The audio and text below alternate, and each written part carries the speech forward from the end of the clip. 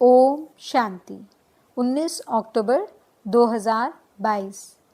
मीठे प्यारे बाबा के आज के मधुर महावाक्य।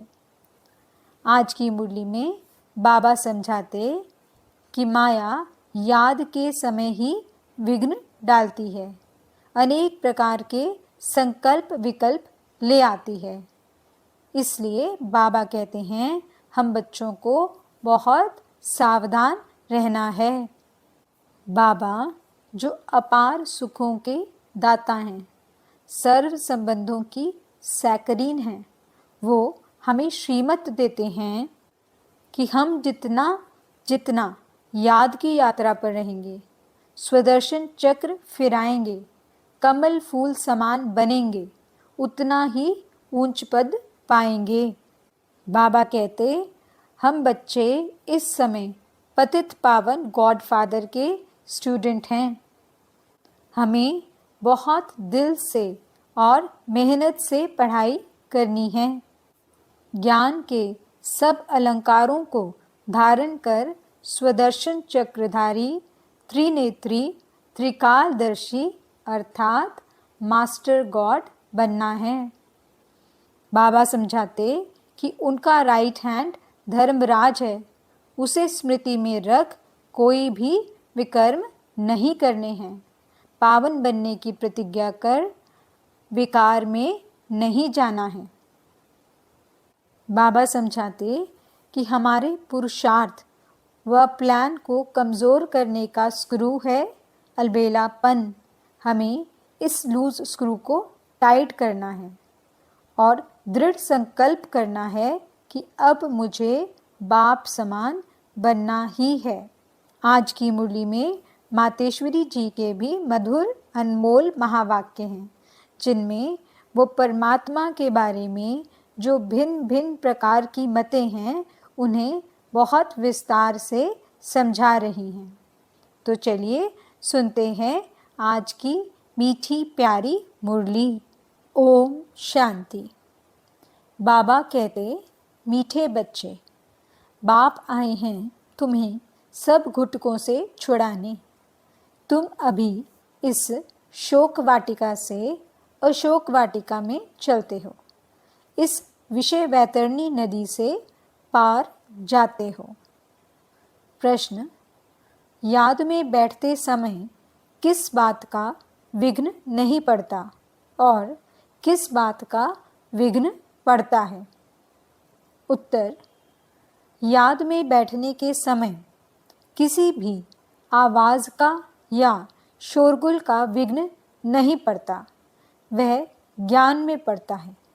लेकिन याद में माया का विघ्न ज़रूर पड़ता है। माया याद के समय ही विघ्न डालती है, अनेक प्रकार के संकल्प विकल्प ले आती है। इसलिए बाबा कहते हैं बच्चे सावधान रहो, माया का घूसा मत खाओ। शिव बाबा जो तुम्हें अपार सुख देता है, सर्व संबंधों की सैकरीन है, उसे बहुत बहुत प्यार से याद करो। याद में तीखी दौड़ी लगाओ। गीत, रात के राही थक मत जाना, सुबह की मंजिल दूर नहीं। ओम शांति। मीठे मीठे बच्चे जो यात्रा पर हैं, वैसे जो बैठे हैं उनको यात्रा पर थोड़े ही कहा जाता। यह यात्रा कैसी वंडरफुल है। शांति की यात्रा, शांति धाम में जाने की यात्रा। रावण के राज्य में गुटखा खाकर मरना होता है। एक सत्यवान सावित्री की कहानी है ना, कि काल से भी सावित्री सत्यवान की आत्मा को वापस ले आई। वास्तव में ऐसी कोई बात है नहीं। बाकी आधा कल्प काल खाता है, अंत में घुटका आता है ना। रावण जिसको वर्ष वर्ष जलाते रहते हैं, वह हमारा दुश्मन है, यह नहीं जानते। बाबा कहते हैं मैं आया हूँ तुमको शोक वाटिका से निकाल अशोक वाटिका में ले जाने, जहाँ गुटखा खाना नहीं होता। यहाँ तो अनेक प्रकार के गुटके हैं। माँ बाप, पति, बच्चों के गुटके खाते रहते हैं, पति विकार में फंसाते हैं, बाप आकर इन सब गुटकों से छुड़ाते हैं और नई दुनिया में ले जाते हैं। अभी आत्मा के पंख टूट गए हैं, आत्मा उड़ नहीं सकती, फिर याद की यात्रा नहीं कर सकते हैं। बरोबर ये बुद्धि योग की यात्रा है। लिखा है ना, मन मना भव। इसका अर्थ कोई यात्रा थोड़े ही समझते हैं। कहते हैं राम ने बंदरों की सेना ली और बंदरों ने पुल बनाई। बंदर पुल कैसे बनाएंगे? यह तुम्हारी याद के यात्रा की पुल बन रही है, जिस पुल से तुम विषय वैतरणी नदी पार हो जाते हो। बाप इस नदी में तैरना सिखलाते हैं। खिवैया है ना, विषय वैतरणी नदी से पार कराए शिवालय में ले जाते हैं। कहते हैं अमृत छोड़ विष काहे को खाए। तो ज्ञान को अमृत कहा जाता है। ज्ञान से सद्गति होती है। शास्त्रों को ज्ञान नहीं कहेंगे, वह है भक्ति की सामग्री। शास्त्र पढ़ने से सतयुग आ नहीं सकता, सद्गति हो नहीं सकती, इसलिए उनको ज्ञान अमृत नहीं कहेंगे, वह है भक्ति। ज्ञान में पहले 100% सद्गति, फिर धीरे धीरे नीचे उतरते हैं। यह नहीं कहेंगे कि सतयुग में भी दुर्गति होती है, वहाँ दुर्गति का नाम नहीं होता। कलयुग में सबकी दुर्गति होती है। तुम जानते हो सर्व पर दया करने वाला बाप एक ही है, जिसको श्री श्री कहा जाता है। फिर श्री श्री का टाइटल सब पर रख देते हैं। श्री कहा जाता है देवताओं को, श्री लक्ष्मी नारायण, श्री राम सीता। तो ऐसा श्री बनाने वाले को श्री श्री कहा जाता है। तुम बाप के सामने प्रतिज्ञा करते हो कि हम कभी विकार में नहीं जाएंगे।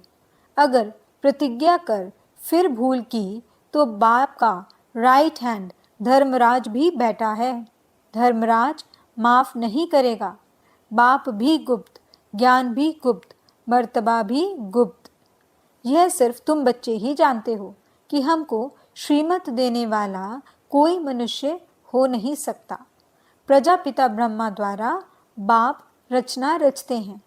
प्रजापिता सूक्ष्मतन में तो होता नहीं, जरूर यहाँ ही होगा। तुम बच्चे समझ गए हो कि ब्रह्मा इस समय ब्राह्मण है, इनको भविष्य में बादशाही मिलती है। देवताएं पतित दुनिया में तो राजाई कर न सकें, तो पुरानी दुनिया का विनाश चाहिए। विनाश होना भी है जरूर, अभी थोड़ी देरी है। तुम्हारा अभी नए झाड़ का सैपलिंग ही पूरा नहीं लगा है। आगे गाते थे त्वमेव माताश्च पिता त्वमेव। सबके आगे ये महिमा गाते रहते हैं, समझते कुछ भी नहीं। अच्छा विचार करो, ब्रह्मा माता कैसे हो सकते? लक्ष्मी नारायण की भी अपनी राजाई चलती है, तो उनको मात पिता कह ना सकें। तो इस समय परम पिता परमात्मा प्रैक्टिकल में मात पिता का पाठ बजा रहे हैं।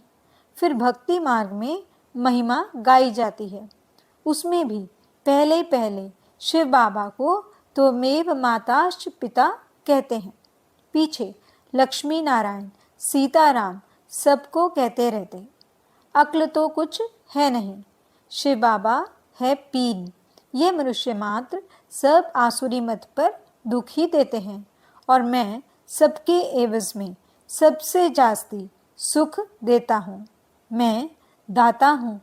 मैं तुम बच्चों को श्रीमत देता हूँ कि बच्चे तुम जितना याद की यात्रा पर रहेंगे, स्वदर्शन चक्र फिराएंगे, कमल फूल समान बनेंगे, उतना ऊंच पद पाएंगे। इन अलंकारों का अर्थ कोई समझा ना सके। अलंकार तुम ही धारण करते हो। निशानी विष्णु को दे दी है, तीसरा नेत्र भी देवताओं को दे दिया है। वास्तव में तीसरा नेत्र भी तुमको मिलता है। त्रिनेत्री, त्रिकाल दर्शी अक्षर है ना, इसका अर्थ भी इस समय तुम आत्मा की बुद्धि में है। आत्मा की बुद्धि में ही सब कुछ रहता है। मेरी आँख, नाक, कान भी शरीर नहीं कहता है। आत्मा कहती है यह मेरा शरीर रूपी महल है। आत्मा को मालूम पड़ा है कि मुझ आत्मा में 84 जन्मों का पाठ नूंदा हुआ है। कितनी गुप्त बातें हैं। आत्मा को रॉकेट भी कहते हैं।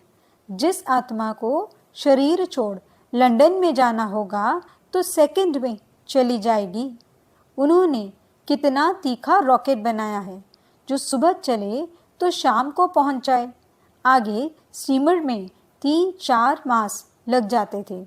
अभी भी स्टीमर में 1 मास लग जाता है, एरोप्लेन में 1 दिन। परंतु आत्मा बहुत तीखा रॉकेट है जो 1 सेकंड में पहुंच जाती है, जो कोई भी देख ना सके। तुम आत्मा का ऑल राउंड पार्ट है। अच्छा, परमात्मा का पार्ट क्या है? द्वापर से मेरा साक्षात्कार कराने का पाठ है। जो जिस भावना से मुझे याद करता है उनकी मनोकामना पूर्ण करता हूँ। अभी मेरा ज्ञान देने का पाठ है। पतितों को पावन बनाने का पाठ है। तुमको मास्टर नॉलेजफुल गॉड के बच्चे मास्टर गॉड बनाता हूँ। जिन्होंने कल्प पहले पुरुषार्थ किया था वही करेंगे। बच्चे कहते हैं कल्प पहले आए थे, अब फिर से वर्षा ले रहे हैं। किसके पास? माता पिता के पास। सरस्वती सबकी माता है। उनकी माता यह ब्रह्मा। इनकी माता तो कोई है नहीं। शिव बाबा खुद कहते हैं तुम मेरी वन्नी यानी पत्नी हो। तो फिर मैं कहता हूँ पति बिगर खाना मैं कैसे खाऊंगा? तो अच्छा, शिव बाबा और हम दोनों इकट्ठे खाते हैं। नशा तो रहता है ना। तुम भी खुद कहते हो कि बाबा दलाल बन आया है अपने साथ सगाई कराने। तुम श्रीमत पर परमात्मा के साथ सबकी सगाई कराते हो। पंडितों ने जो विकार का हथियाला बांधा है वह बाप कैंसिल कराते हैं। बाप कहते हैं तुम ज्ञान चिता पर बैठो तो गोरे बनेंगे। काम चिता पर बैठ तुम काला मुंह क्यों करते हो?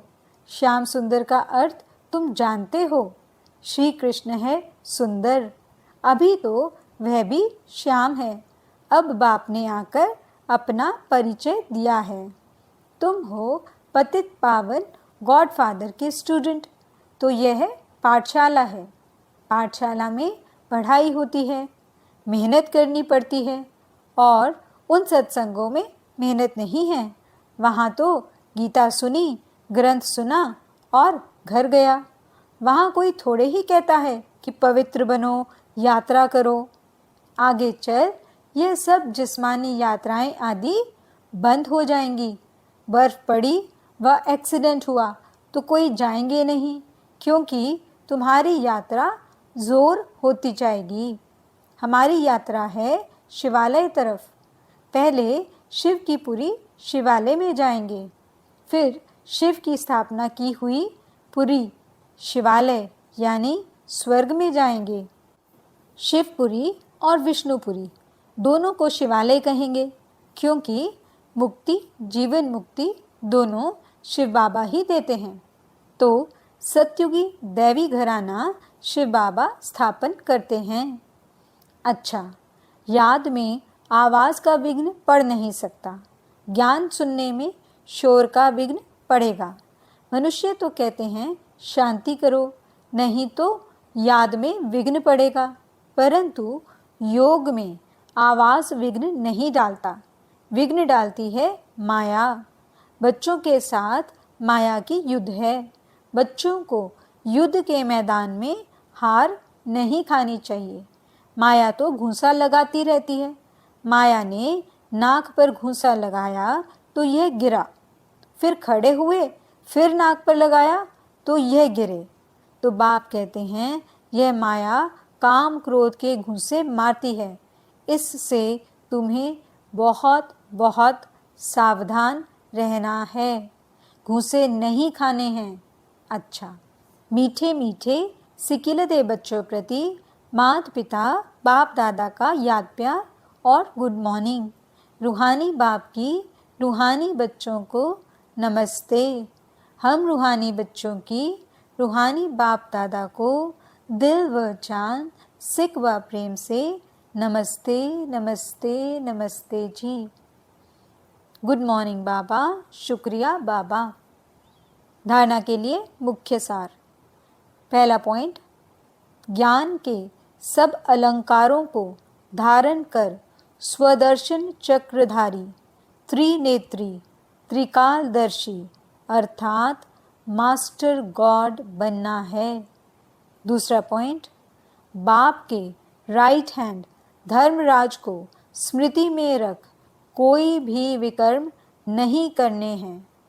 पावन बनने की प्रतिज्ञा करके विकार में नहीं जाना है।